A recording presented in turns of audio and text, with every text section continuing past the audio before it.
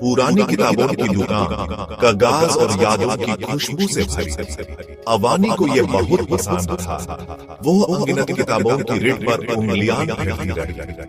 हर किताब में एक नई दुनिया छुपी। पोएट्री सेक्शन पर आकर वो रुक गई। उसका दिल जोर से धड़कने लगा। पोएट्री उसकी रूह से बात करती थी। एक मधुर धुन हवा में तैर रही। धुन धीमी, उदास और खूबसूरत। अवनी ने ऊपर देखा। एक लड़का कोने में बेधड़क गिटार बजा रहा था। आंखें बंद थी, जैसे वो म्यूजिक में खोया हुआ। अवानी उसकी तरफ खींची चली गई। कुछ देर सोचने के बाद अवानी उस लड़के से बात करने के लिए आगे बढ़ी। म्यूजिक चुप गया। लड़के ने आंखें खोली। दोनों की नजरें मिली। वो मुस्कुराया। अवानी के गाल वो शर्मा हाय उसने उसकी आवाज गर्म और दोस्ताना। मैं नहीं। अवानी उसने जवाब दिया। बहुत खूबसूरत धुन थी। थैंक यू उसने कहा।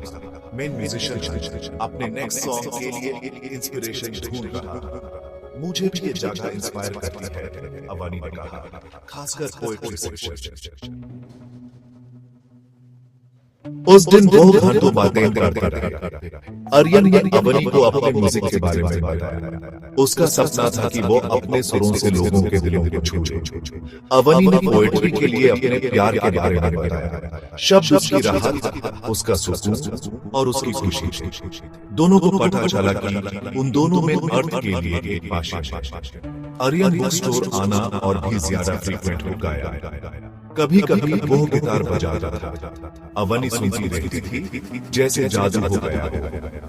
उसका म्यूजिक इमोशंस को गूंजता था, जो अवनी पोएट्री पढ़ते वक्त महसूस करती थी। वो किताब, म्यूजिक, जिंदगी और सपनों के बारे में बातें करती। एक दिन आर्यन ने एक नई धुन बजाई। ये अलग थी। ये उम्मीद से भरी, खुशी से भरी, जिंदगी से। जब वो खत्म हुआ तो अवनी कुछ बोल न सका। उसकी आंखों में आंसू थे। आर्यन उसने धीरे से कहा, ये मेरी कहानी है। आर्यन का दिल जोर से धड़क गया। तुम्हारी कहानी? हाँ, उसने कहा। तुम्हारा म्यूजिक ऐसा लग रहा है जैसे तुमने मेरे दिल के शब्द निकालकर मेरे गुनगुन बदल दिया। उस दिन से उनका रिश्ता और गहरा हो गया। वो घर तो साथ अपनी ही दुनिया में खोए हुए। वो उसके शब्दों से प्रेरित होकर म्यूजिक बनाता। वो उसके सुरों में सुकून और प्रेरणा पाता। वो दो आत्माएं जो अर्थ के जरिए जुड़ी हुई थी।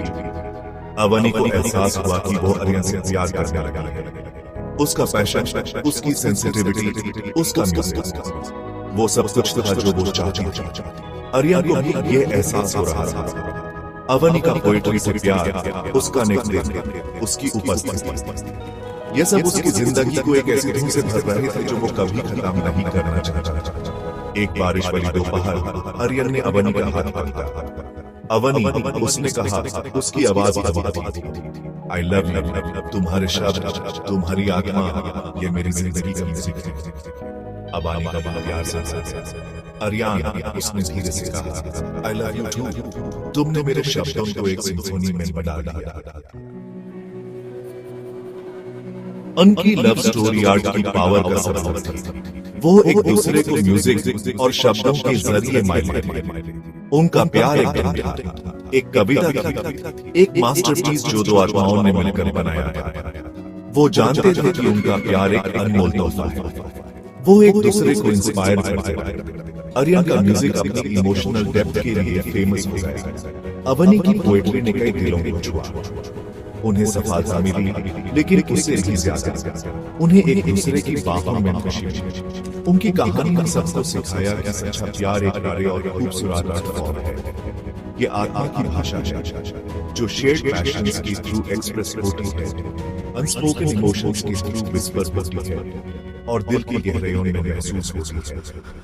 आर्यन और अवानी का प्यार एक सिलसिला था।